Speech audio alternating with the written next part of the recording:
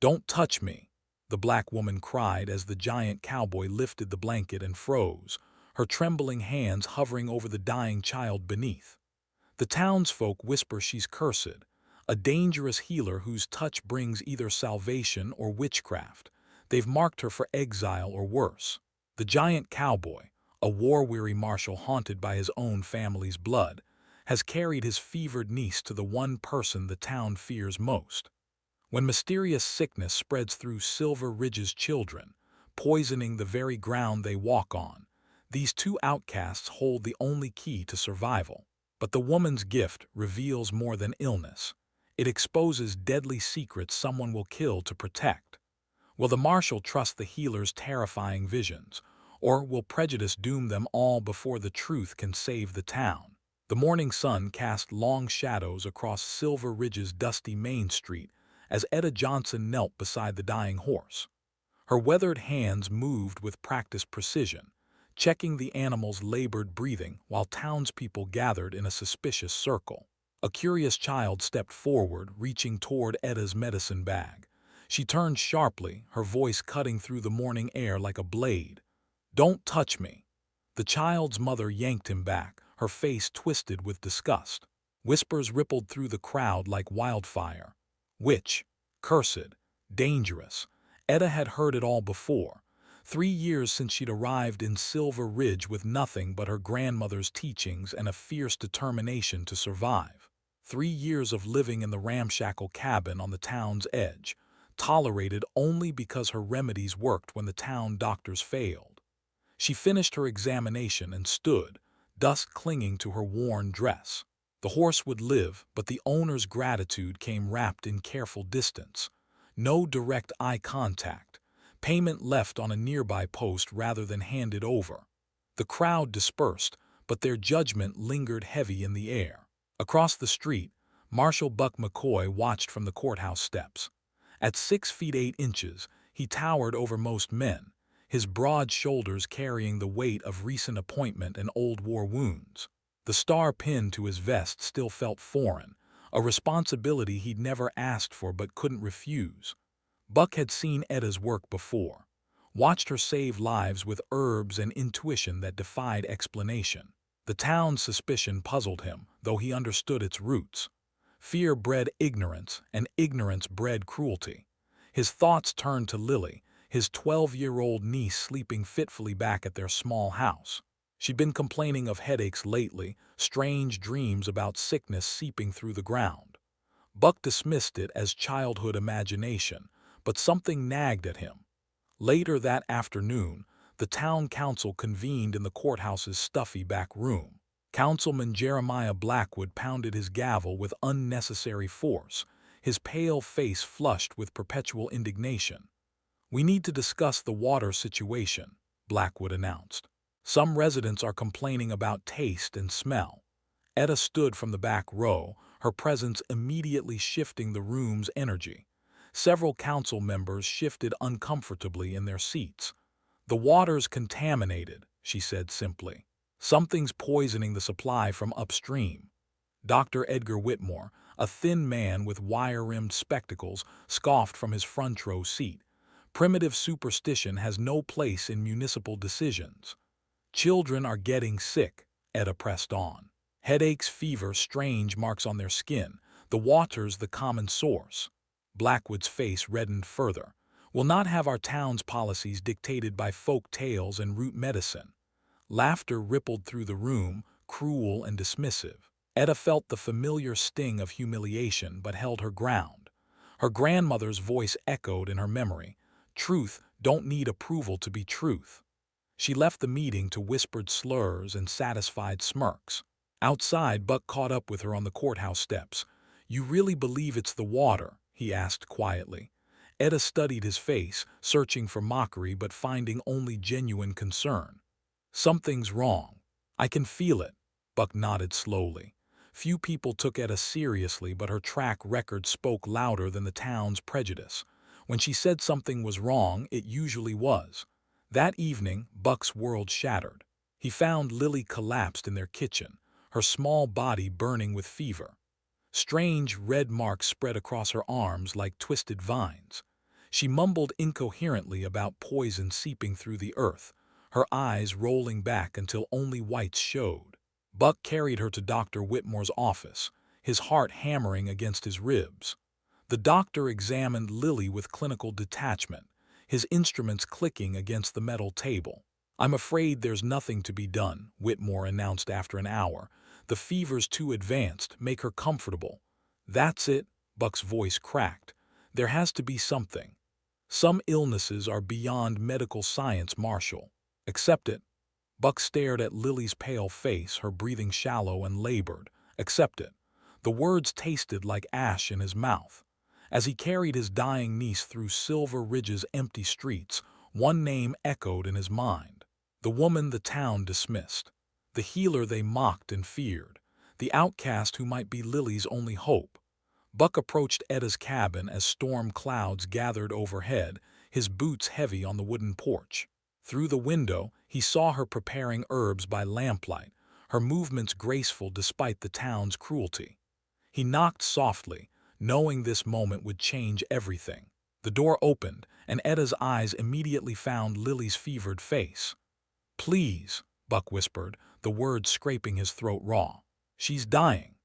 If you are enjoying this story of how desperate circumstances can change lives forever, don't forget to comment where you are tuning in from to show how this story can connect us across any distances, backgrounds, and hearts, because what will happen in the next 15 minutes in Silver Ridge will completely change everything Buck and Etta thought they knew about survival, trust, and the deadly secrets buried beneath their town.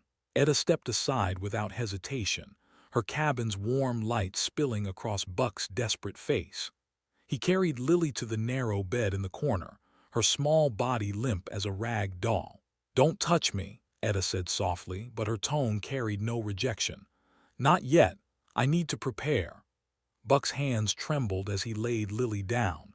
The red marks on her arms had spread to her neck, pulsing like infected roots beneath her skin. Her breathing came in short, rattled gasps. Etta moved to her herb collection, selecting dried plants with practiced efficiency.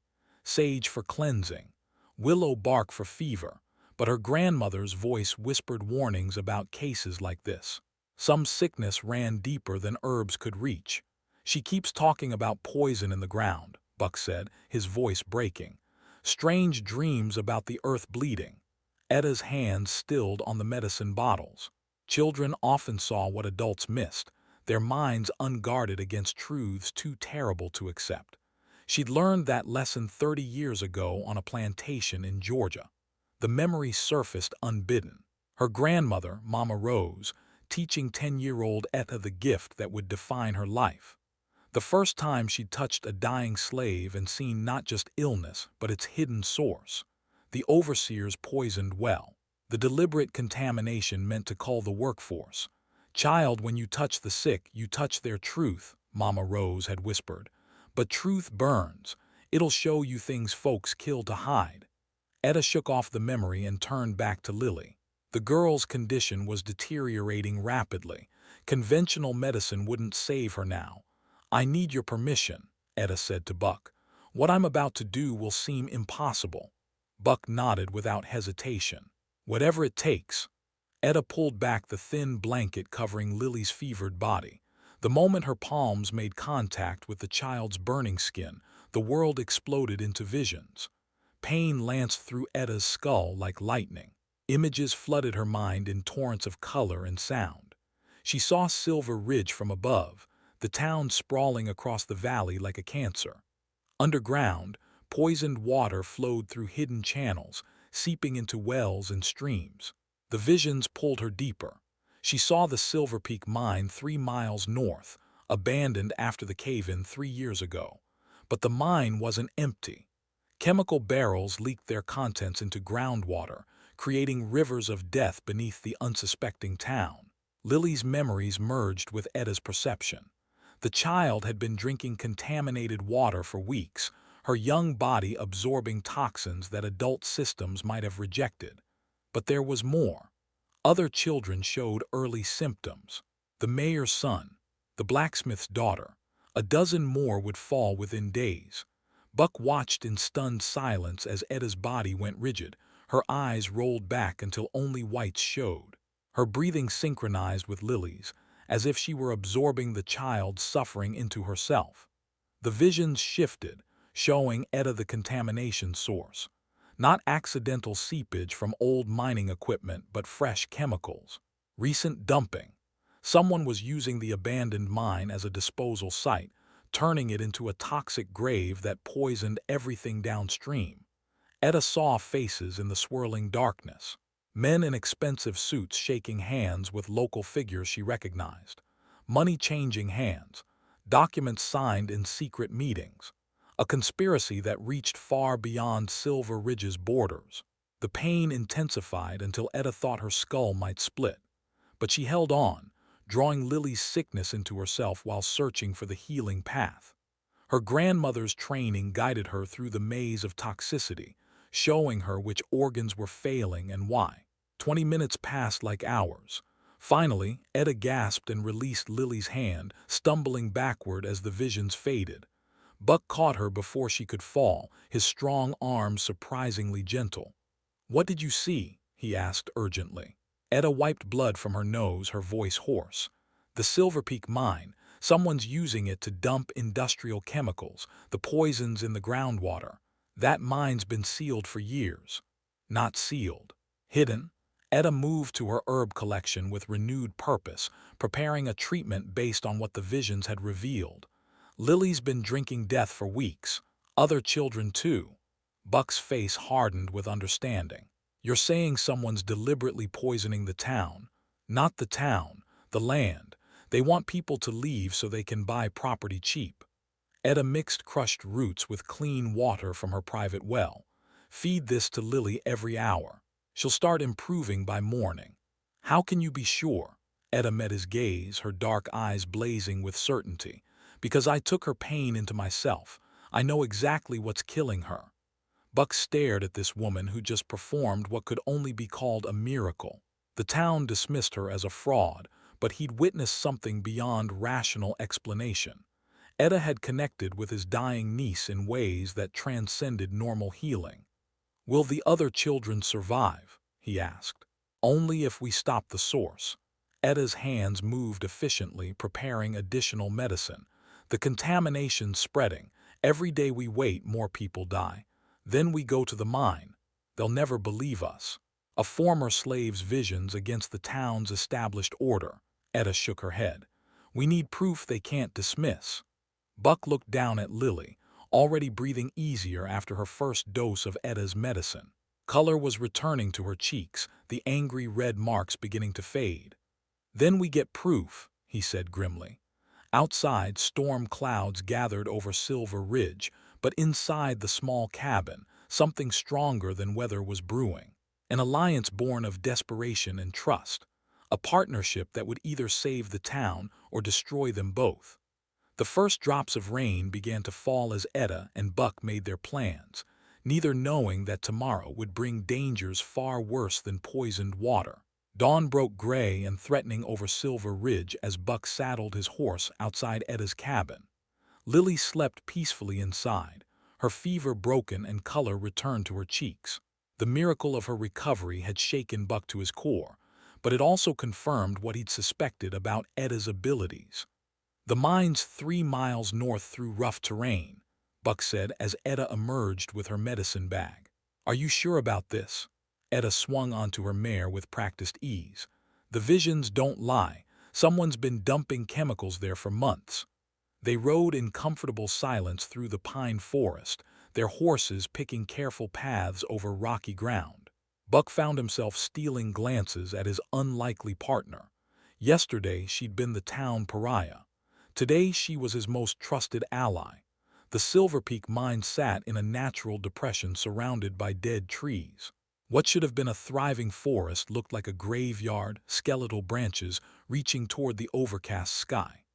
The air itself felt wrong, carrying a chemical tang that made both riders' eyes water. "Official records show this place was properly sealed," Buck said, dismounting near the mine entrance.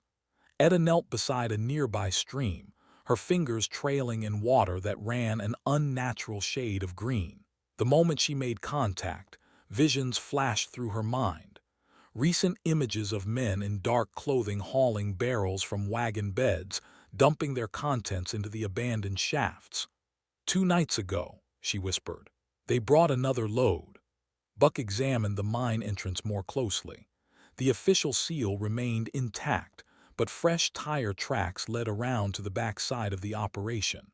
Someone had been very careful to maintain the illusion of proper closure while conducting business through a secondary access point. They followed the tracks to a concealed entrance hidden behind fallen timber.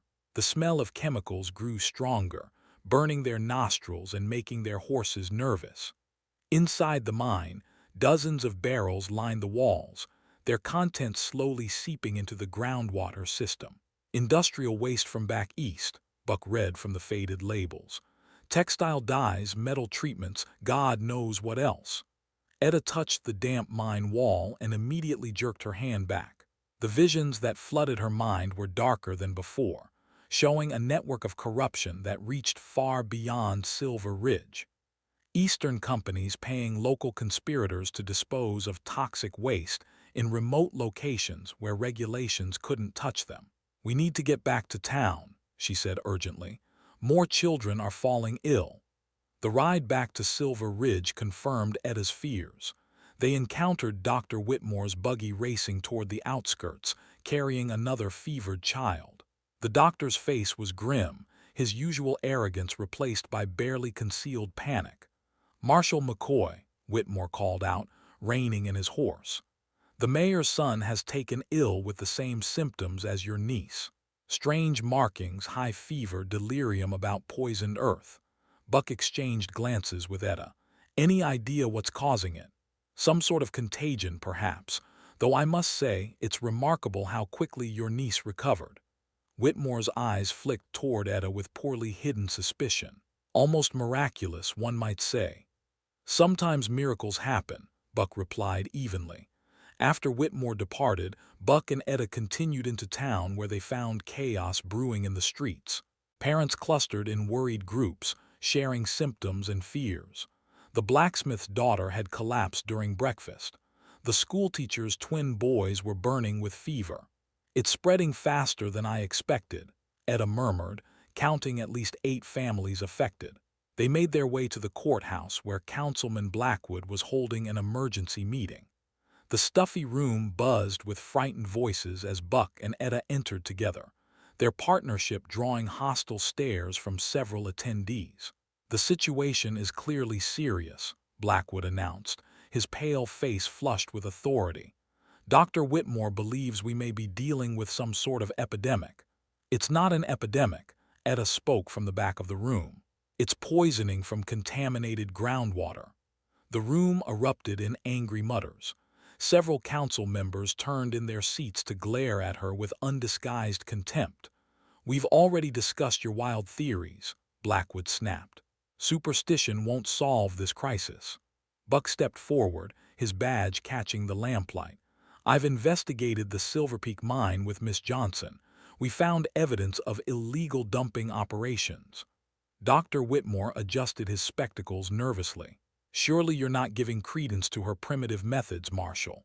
Her methods saved my niece's life, Buck replied firmly, while your medicine failed completely.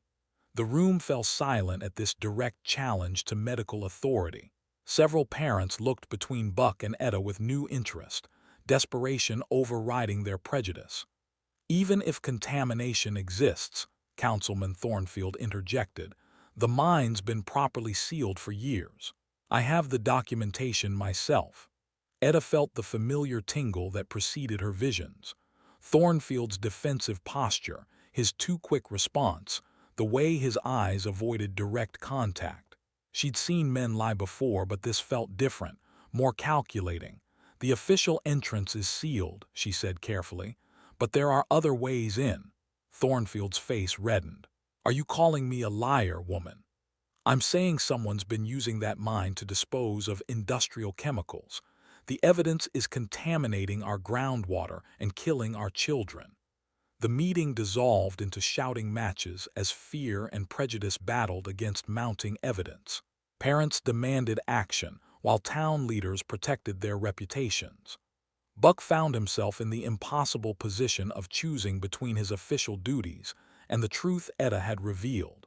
As the crowd dispersed into angry clusters, Dr. Whitmore approached Buck with calculated concern. "Marshall, I understand your gratitude toward this woman, but we can't let desperation cloud our judgment. Her methods are dangerous. Encouraging people to believe in witchcraft during a crisis could lead to panic." Buck studied the doctor's face, noting the beads of sweat despite the cool evening air. Something about Whitmore's eagerness to discredit Etta struck him as suspicious. "What do you recommend, doctor?" "Quarantine the affected children. Let medical science handle this properly.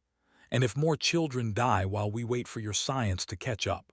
Whitmore's smile was thin and cold. "Then at least we'll know we followed proper procedures." That night, as Buck walked Etta back to her cabin, both knew they were running out of time. More children would fall ill. More families would demand answers. And somewhere in the shadows, the people responsible for the contamination were watching their every move. "They're scared," Etta said as they reached her porch. "Scared people do dangerous things." Buck nodded grimly. He'd seen enough war to recognize desperation in men's eyes. The question was whether he and Etta could expose the truth before that desperation turned deadly. The torch flames danced like demons in the night air as angry voices filled Silver Ridge's main street. Buck counted at least 30 men gathered outside the courthouse, their faces twisted with fear and rage. Word had spread that 3 more children had fallen ill despite Dr. Whitmore's treatments. "She's cursed the whole town," shouted Pete Hansen, the blacksmith whose daughter lay dying. "First she hexes our children, then pretends to heal them." Councilman Blackwood stood on the courthouse steps, his voice carrying over the crowd. "Citizens of Silver Ridge, we cannot allow superstition and witchcraft to terrorize our community any longer." Buck pushed through the mob, his hand resting on his sidearm. "What's the meaning of this assembly?" "Justice, Marshal," Blackwood replied coldly. "That woman has brought a plague upon our town. She must be stopped." "The only plague here is ignorance," Buck said firmly. "Miss Johnson has done nothing but try to help." "Help," Hanson spat. "My daughter's burning with fever while that witch plays with her roots and mumbles incantations." The crowd murmured agreement, their torches casting flickering shadows on hostile faces. Buck recognized the dangerous mood settling over them. He'd seen it during the war, when fear transformed ordinary men into something savage. "Go home to your families," Buck commanded. "Let the law handle this." "The law?" Blackwood's laugh was bitter. "You've been bewitched by her, Marshal. Everyone can see it." Before Buck could respond, the mob surged past him toward the outskirts of town. Their torches bobbed like fireflies in the darkness, carrying destruction toward Etta's cabin. Buck mounted his horse and raced ahead, his heart pounding against his ribs. He reached Etta's cabin minutes before the mob, finding her calmly packing medicines into leather satchels. "They're coming for you," he said breathlessly. "I know." Etta's voice was steady despite the approaching danger. "The visions warned me an hour ago. We need to get you out of here. Not without the children." Etta shouldered her medicine bag. "The sickest ones won't survive another night in contaminated conditions." Buck stared at her in amazement. Even facing a lynch mob, she was thinking about saving others. "There are 6 children too ill to move safely. Then we make them safe to move." The sound of approaching voices grew louder. Angry shouts echoed through the trees as torchlight flickered between the pine branches. Buck made a decision that would brand him an outcast alongside Etta. "My horse can carry 2 children," he said grimly. "Your mare can take another 2. They worked with desperate efficiency, gathering the sickest children from their families' homes while the mob searched the wrong areas. Parents handed over their dying children with tears and prayers, choosing hope over prejudice when death stalked their doorsteps. Little Sarah Hanson burned with fever, her small body racked with convulsions. The mayor's son Timothy could barely breathe, his lips blue with oxygen starvation. Four other children hung between life and death, their families willing to trust the woman the town wanted to destroy. By the time the mob reached Etta's cabin, they found only empty rooms and cold ashes. The building erupted in flames as Buck led their small caravan deeper into the wilderness, following animal trails toward clean water sources in the high country. They made camp beside a crystal-clear stream 15 miles from Silver Ridge. The contrast was immediate and startling. Here, away from the contaminated groundwater, the air smelled clean and sweet. Birds sang in healthy trees while fish swam in unpoisoned water. Etta worked through the night, administering treatments based on her visions of each child's specific needs. She used willow bark for fever, activated charcoal to bind toxins, and dozens of other remedies her grandmother had taught her decades ago. Buck maintained watch while she worked, his rifle ready for trouble. But as dawn approached, he witnessed something miraculous. One by one, the children's breathing eased, fever broke. The angry red marks on their skin began to fade. "How is this possible?" he asked as little Sarah sat up and asked for water. "Clean environment lets the body heal itself," Etta explained, exhaustion evident in her voice. "The toxins were constantly replenishing in town. Here, they can finally be flushed out." By midday, all 6 children were sitting up and eating solid food. Their recovery was so complete it seemed impossible, yet Buck couldn't argue with the evidence before his eyes. While the children played by the stream, Buck and Etta discussed their next moves. They couldn't hide in the wilderness forever, but returning to Silver Ridge meant facing charges of kidnapping and witchcraft. "We need proof the town council can't dismiss," Buck said. Etta nodded toward the distant mine. "The answers are still there, but this time we need documentation they can't ignore." That afternoon, Buck made the dangerous journey back to the Silver Peak mine alone. He photographed the illegal dumping operation with his portable camera, collected water samples from the contaminated stream, and gathered barrel labels as evidence. What he found went beyond simple illegal dumping. Hidden in a makeshift office, he discovered correspondence between the mine operation and industrial companies from Chicago and New York. The letters detailed a systematic plan to use abandoned Western mines as toxic waste disposal sites. More disturbing were the local names on the payment ledgers. Someone in Silver Ridge was being paid handsomely to facilitate the dumping operation and ensure official silence. Buck studied the handwriting carefully, comparing signatures against documents in his memory. When recognition finally dawned, his blood ran cold. The conspiracy reached deeper than he'd imagined, involving people he'd trusted completely. He rode back to the mountain camp with evidence that would either save Silver Ridge or tear it apart. The children's laughter echoed through the clean air as he approached, a sound that reminded him what they were fighting for. "Did you find what we need?" Etta asked. Buck held up the photographic plates and water samples. "More than we need, but also more than we bargained for." As evening fell over their mountain refuge, Buck and Etta planned their return to Silver Ridge. They had proof of the conspiracy, healthy children as living evidence, and each other as unlikely allies. But the town that awaited them was no longer the same place they'd fled.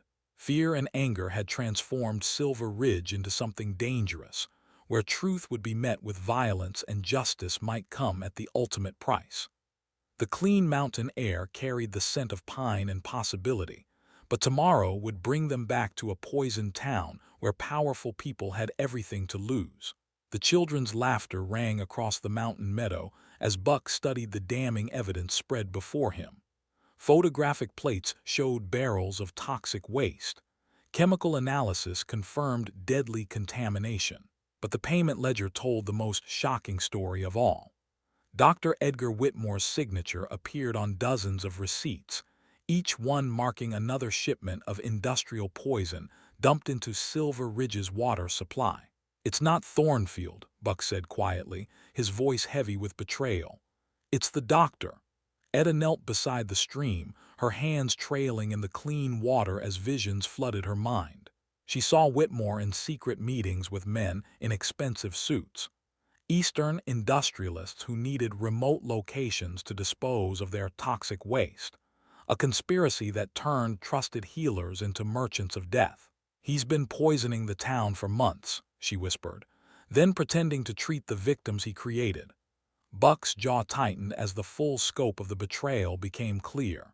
Whitmore had deliberately misdiagnosed the children, steering parents away from environmental causes while the contamination spread. Every family that sought his help had been led deeper into the trap. The plan was to drive everyone away, Etta continued, her visions revealing more details. Buy the land cheap once the town was abandoned, then expand the dumping operation across the entire valley. And I was supposed to be the scapegoat. Buck's voice carried cold fury. The marshal who couldn't protect his own people. They spent the afternoon documenting everything, creating an airtight case that even Silver Ridge's prejudiced town council couldn't dismiss. The children played nearby, their recovery serving as living proof that Etta's environmental diagnosis was correct. As evening approached, Buck made his decision. "We go back tonight, before more children die. They'll try to kill us both," Etta warned. "Then we better make sure the truth gets told first." The journey back to Silver Ridge took 4 hours through treacherous mountain trails. Buck led the way while Etta brought up the rear, the 6 recovered children riding between them like precious cargo. Each child carried undeniable proof that clean environment and proper treatment could reverse the mysterious illness. They reached town near midnight, finding Silver Ridge transformed by fear and desperation. Torches burned in windows. Armed men patrolled the streets. The smell of smoke hung heavy in the air where Etta's cabin had been reduced to ashes. Buck guided their small group to the courthouse, where emergency lanterns cast dancing shadows on the wooden steps. Inside, they could hear voices raised in heated argument as the town council debated their next moves. "Marshal McCoy," called out Councilman Blackwood as Buck pushed through the courthouse doors. "You're under arrest for kidnapping and conspiracy." "The only conspiracy here involves Dr. Whitmore," Buck replied, producing his evidence.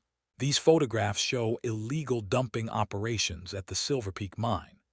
The room erupted in confused murmurs as council members crowded around the photographic plates. Clear images showed chemical barrels, contaminated streams, and correspondence with Eastern industrial companies. Dr. Whitmore pushed forward, his face pale but his voice steady. "Obviously doctored photographs.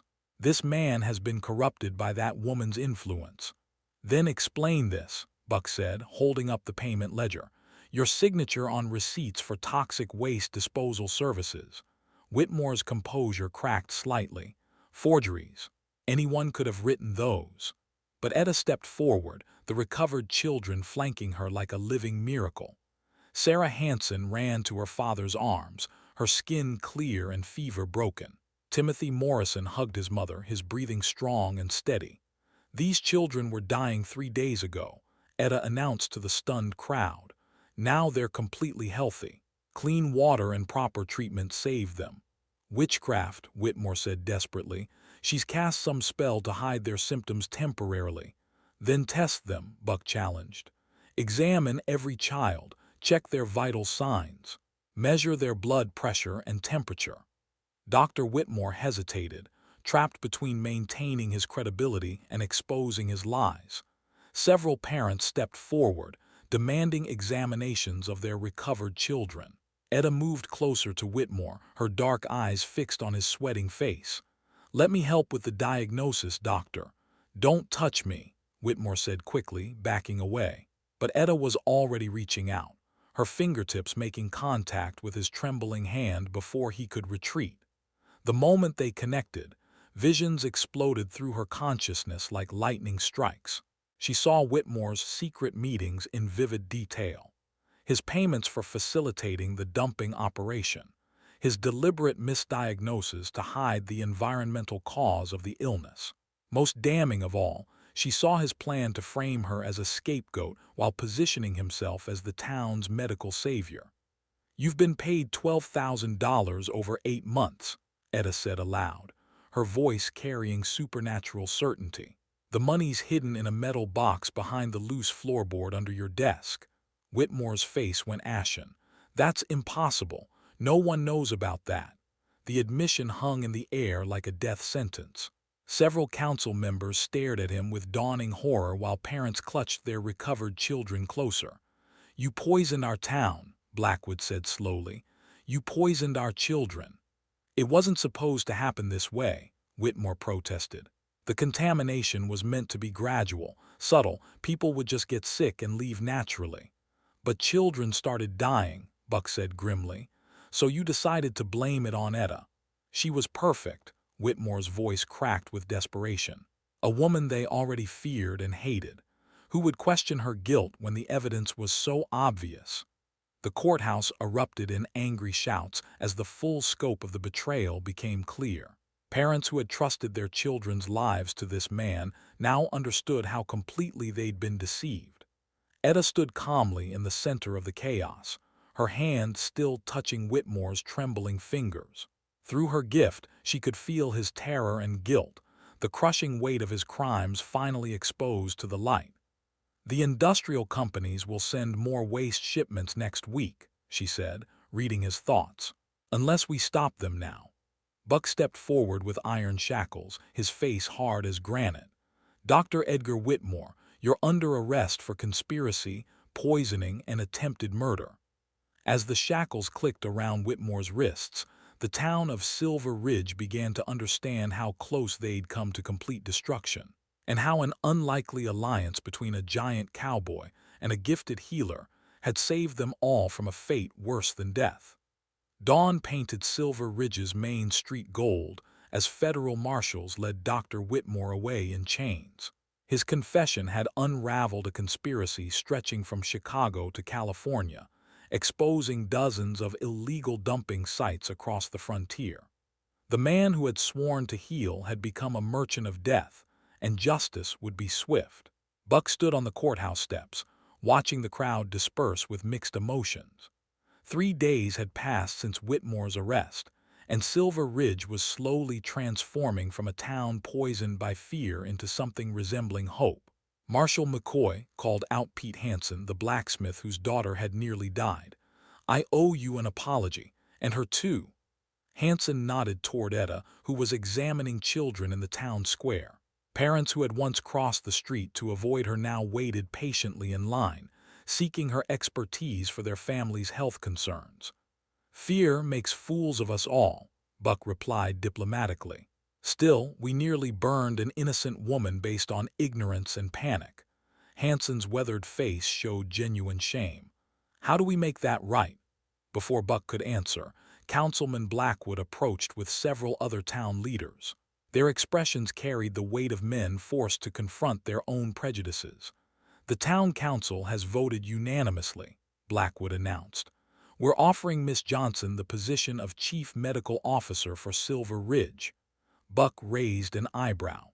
"What about finding a replacement doctor?"